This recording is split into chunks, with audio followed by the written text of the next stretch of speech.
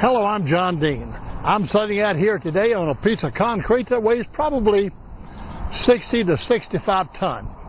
Well, this piece of concrete used to be over there about 50 or 60 feet away as a low water crossing on the ranch here.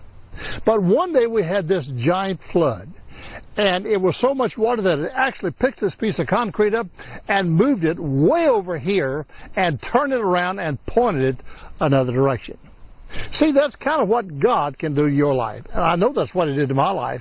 I remember one time that I was cold. I was as hard as steel as this piece of concrete. But one day the Lord Jesus came in like a flood of water and changed my life. Picked me up and moved me around, gave me new values in life, and set me in another direction. And I'll tell you, my life hasn't been the same since. So some of you have been praying for a husband or a wife or a child or someone else, and you've been just praying and praying and praying, and you've even made the statement, Lord, they're just like concrete. They're just unmovable. But I'll tell you what, when the Holy Spirit begins to come in, you just watch what's happening. He's capable of picking that which is cold and hard and heavy up and turning it around, just like He did me. And when He turned me around, oh my goodness, I started loving the Lord. I was just going the wrong direction.